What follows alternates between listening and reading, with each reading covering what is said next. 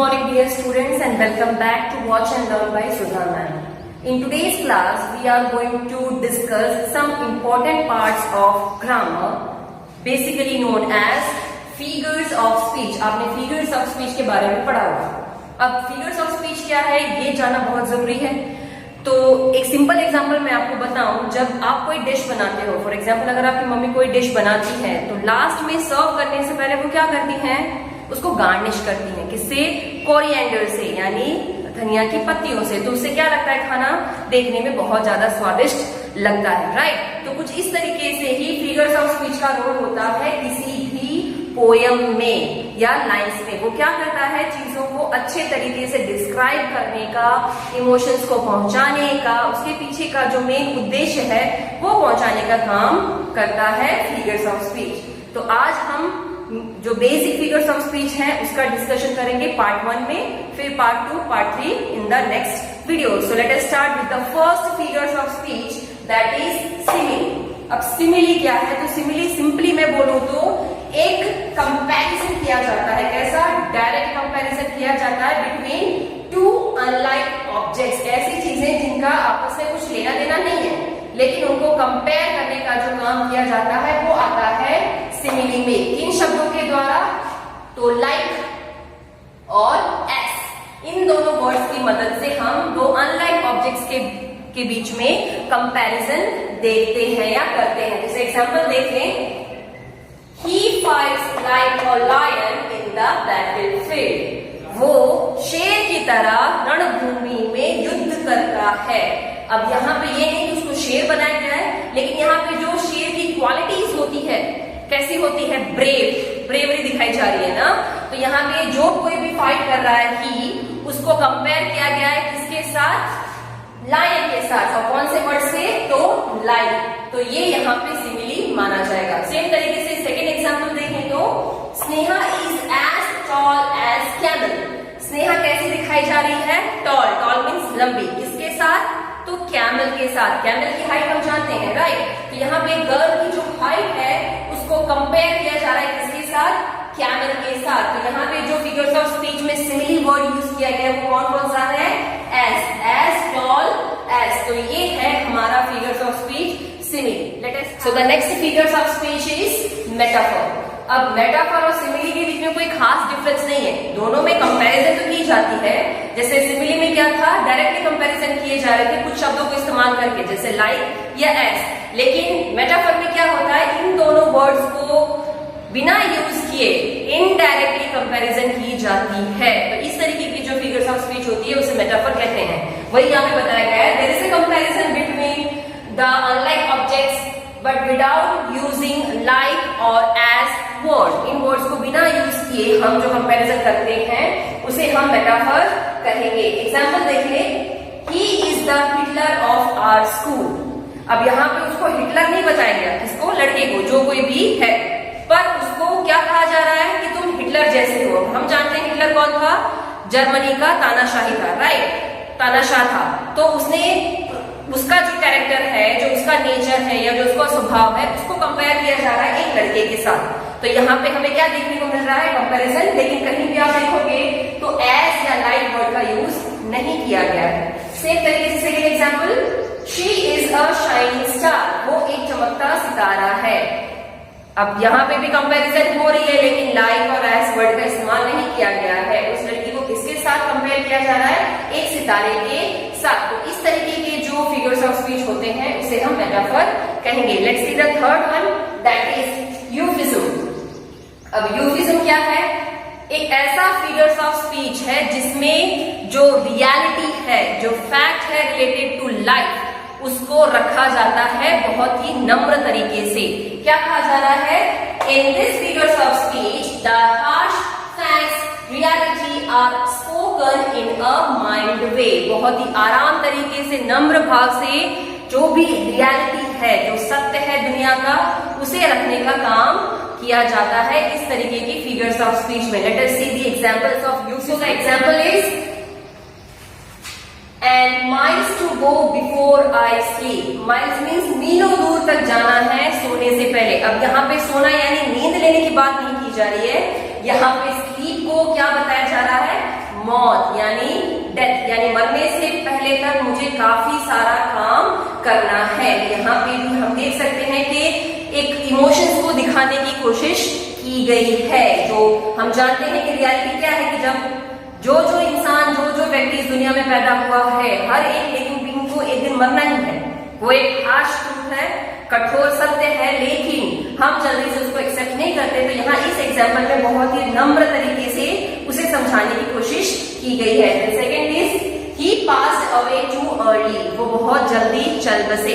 अब मौत तो सबको आनी है, लेकिन पूरी उम्र जी के मरना या फिर कम उम्र में जो डेथ हो जाती है, इस तरीके की चीजें जो होती हैं वो काफी ज्यादा टेंशन देने वाली होती हैं। तो इस तरीके का जो भी इमोशंस हमें देखने को मिलता है वो यूफिज्म नाम का जो फिगर्स ऑफ स्पीच है उसमें नजर आएगा। Now let's see the fourth one, that is personification. Personification figures of speech is nothing, very simple बोलूं तो एक नॉन लिविंग ऑब्जेक्ट्स को, एक नॉन लिविंग थिंग को लिविंग थिंग के जैसा दिखाया जाता है। ऐसी चीज जिसमें जान नहीं है लेकिन उसको कैसे दिखाते हैं, लिविंग थिंग्स के जैसा, तो उसे हम पर्सोनिफिकेशन कहेंगे। जैसे एग्जांपल देखें, life was cruel to him. अब क्रूअल क्या है, निर्दयी, जिसमें दया नहीं होती। तो जीवन उसके लिए एक निर्दयी का काम करता था, यानी उसकी लाइफ में जॉय हैप्पीनेस नहीं था। तो क्या क्रूअल एक लिविंग थिंग है? एब्सोल्युटली नॉट, एक क्वालिटी मानी जाती है, राइट। तो यहाँ पे कहीं ना कहीं लाइफ को कैसा कंपेयर किया जा रहा है, क्रूएलिटी के साथ, कठोरता के साथ, निर्दयता के साथ। तो यहाँ पे हम देख सकते हैं कि life is not a living thing, right. तो यहाँ पर हम देख सकते हैं कि ये पर्सोनिफिकेशन है। Then comes the stone cried. Stone क्या है, एक नॉन लिविंग ऑब्जेक्ट है। क्या पत्थर कभी रो सकता है? नहीं। लेकिन द स्टोन क्राइड मतलब यहाँ पे उसकी इमोशंस के बारे में बताया जा रहा है। अब कैसे बताया जा रहा है कि हम जानते हैं कि हर इंसान थोड़ा थोड़ा इमोशंस को फील करता है और कुछ लोग उसको एक्सप्रेस करने में नहीं कर पाते हैं। तो ऐसे लोग भी पर्टिकुलर सिचुएशन में आने के बाद कैसे हो जाते हैं, ढीले पड़ जाते हैं और रो पड़ते हैं। तो इस तरीके की जो फीलिंग्स है, इमोशंस का काम जिसमें भी करके दिखाया जाता है, जिस भी फिगर्स ऑफ स्पीच में, उसे हम कहेंगे euphemism, sorry personification. Then comes antithesis. अब एंटीथेसिस क्या है, तो सिंपल लैंग्वेज में बोले तो ऑपोजिट वर्ड, यानी एक ही लाइन में ऑपोजिट वर्ड्स साथ साथ ही नजर आते हैं। एक लाइन के स्टार्टिंग में या मिड में नजर आएगा और एक सेकेंड लाइन के स्टार्टिंग या मिड में नजर आएगा। जैसे एग्जाम्पल देखें, life is full of hope and despair. जीवन जो है वो पूरी उम्मीद का काम करता है और साथ में हमें ना उम्मीद भी करता है।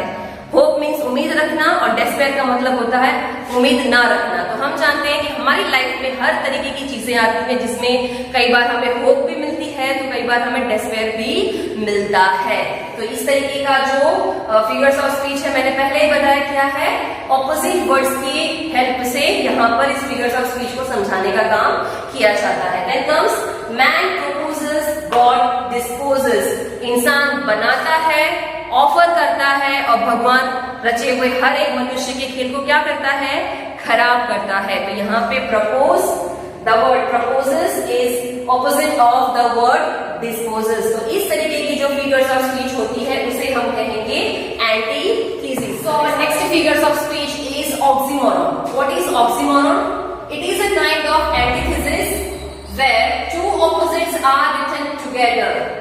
ये भी एक तरीके का एंटीथेसिस नाम का फिगर्स ऑफ स्पीच ही कहलाएगा। अब एंटीथेसिस में हमने क्या देखा था, ऑपोजिट वर्ड्स को दो अलग अलग लाइन में डाल करके एक्सप्लेन करने का काम किया जा रहा था, लेकिन यहाँ पे दोनों एक साथ लिखे जाते हैं ऑपोजिट वर्ड्स को। तो इस तरीके की जो फिगर्स ऑफ स्पीच होती है वो होती है ऑक्सीमोरॉन। एग्जाम्पल देखें, the cruel kindness of doctor saved me. The cruel means निर्दयी और काइंडनेस मीन्स दयावान, यानी यहाँ पे डॉक्टर के दोनों रूप के बारे में दिखाया जा रहा है।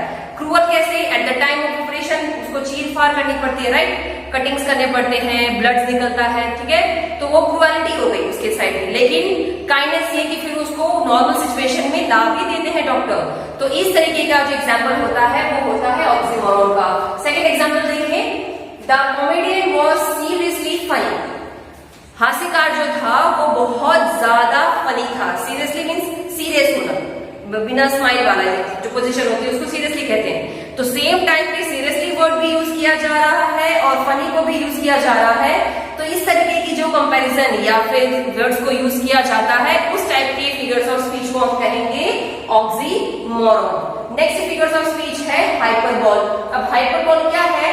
The poet exaggerates or makes an overstatement to explain his her point। यहाँ पे पोएट है या जो पोएटेस है अपने मुद्दे को क्लियर करने के लिए पोयम में जब वो बढ़ा चढ़ा करके स्टेटमेंट को देते हैं, एग्जैगरेट करना मतलब बढ़ा चढ़ा करके बोलना, तो इस तरीके की जो फिगर्स ऑफ स्पीच होती है उसे कहा जाता है hyperbole. For example, this bag weighs a ton.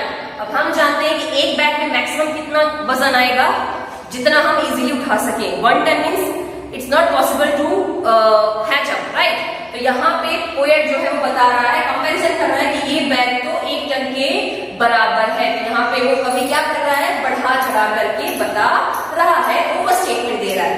Same तरीके से he is running faster than the wind. अब विंड क्या है? हवा। हवा की स्पीड हम जानते हैं, क्या हम कंपेयर कर सकते हैं उसकी साथ अपनी स्पीड को? नो। लेकिन यहाँ पे एक लड़के की रनिंग को किसके साथ कंपेयर किया जा रहा है? हवा यानी विंड के साथ। तो अब यहाँ पे बढ़ा चढ़ा करके बोलने का काम किया जा रहा है। तो इस तरीके की जो फिगर्स ऑफ स्पीच होती है उसे कहा जाएगा हाइपरबोल। तो ये थे 7 figures of speech in the first part. I hope आपको हर फिगर्स ऑफ स्पीच के पीछे का जो कॉन्सेप्ट है वो क्लियर हुआ होगा। Thanks for watching.